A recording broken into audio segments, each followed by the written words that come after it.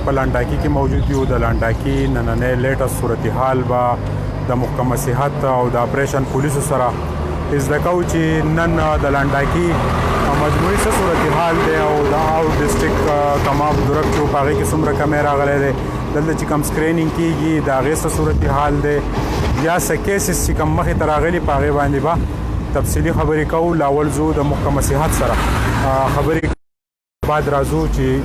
تاسو ته د لانډاکي نور فیګر وښیو کوم لیټس صورتحال دی هغه څه دی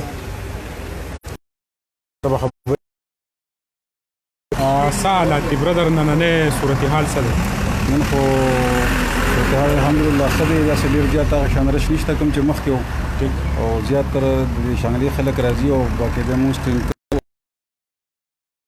ډسټرکټ کوم کسان راځي نو د هغې نه هم مونږ مطلب سکرین کوو او ډیټا ته اخلو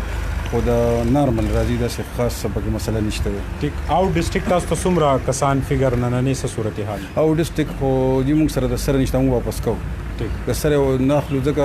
دلته کې ورته دا سکیورټي د پولیس والے ولاړ دي ته سخت اډر چې آوټ ډسټرکټ ګاډي کسان بالکل مو پرېږدي نو نشته مونږ سره تبلیغي حضرات نن څومره انټر شو سواد پرون چې کوم نو پرون تبلیغي حضرات چې کوم راغلي نو مکمل موږ د هغې ډېټا اخیستو که د شانګلي وو که د سوات د ډسټرکټ او نن موږ تبلیغي کسان د یوې بجې نه پس لا یو هم نه دی راغلی او هغه آوټ ډسټرکټ موږ پرېږدو کوم چې دلته په سروس باندې دي هغه کسان سروس باندې دي او د هغې بیا موږ انتظام سره کوو. د سکرینینګ عمل او ډیټا چې دی دا د روزانه په بنیاد کلکټ کېږي دلته بالکل جی دا د سهار کې لکه د نایټ ټیم نو اوس چې دی د نایټ ټیم دی سهار د 8 نه یوې پورې یو ټیم دلته دوه ټیمه کار کوي بیا د یوې بجې نه تر 6 بجو پورې نور کسان دي مونږ یو د 6 بجو نه پس بیا نور کسان دي د شپې تر 12 بجو پورې او دا پولیس والے چې کوم دلته دي ټیم سره مطلب دا د پیټ بالپین چې کوم کسان راځي نو باقاعده هغې ځان سره لیکي سهارې بیا زموږ ملګرو ته ورکوي.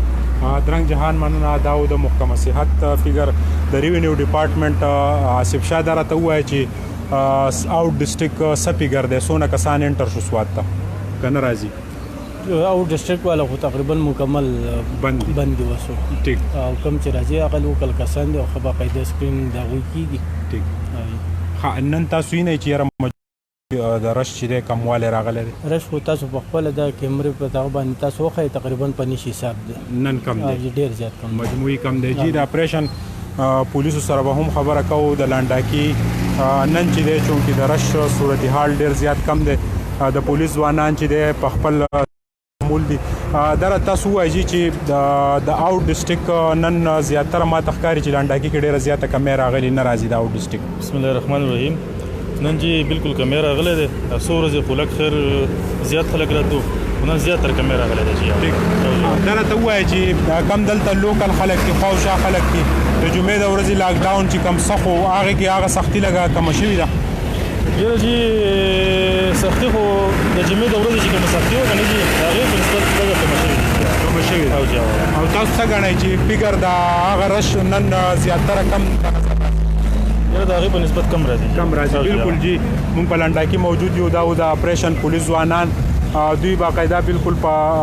خپل چې کومه سیفټي ده هغه هم کړې ده د ډي پی او سوات د طرفه چې دی دوی ته دا سخت هدایت جاري شوی دی چې ستاسو چې څومره د خپل جسم سیفټي ده هغه به هم یقیني کوئ ولې چې دوی روزانه د فصلونو خلک چې دی د هغوی سره میلاویږي د هغوی شناختي کارت چک کوي دغه رنګ د هغوی ډیټا معلوموي د هغوی ډسټرکټ معلوموي نو دا چې دی اپریشن پولیس چې دی د دوی هم سیفټي ضروري ده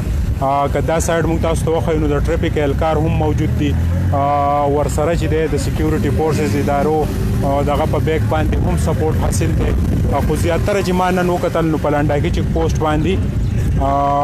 تمام روټین زیاتره کمی راغلی وریځې دي په اسمان کې سیلۍ چلیږي موسم چې دی خوشګوار دی د ګلونو موسم دی نو د سوات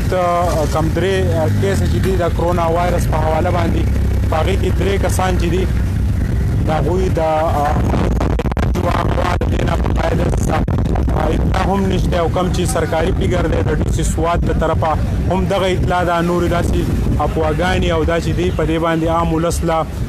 چې دی خپل ټینشن جوړول نه دي پکار ولې چې که تاسو د کرونا وایرس په حواله باندې لیټس معلومات نو د ډي سي سوات د انفارمیشن او د هغوی چې کوم پریس ریلیز دی هم دغه دي. د دې نه علاوه داسې صورتحال ډیویژن په ریپورټ دا وخت مکمل سیف ته او د هغې چې کوم ډاکټر صاحب د مانیار سره تعلق ساتو هغه هم صحت یاب شوی دی. د هغه ویډیو هم موږ تاسو سره شیر کړې ده. د نورو ځایونو مجموعي صورتحال به زموږ نور ریپورټران تاسو سره شیر کوي. ما سهیل باچا، زما ملګری ریپورټر بختي روان او کیمرامین حسین لرا کې اجازت د الله پامان.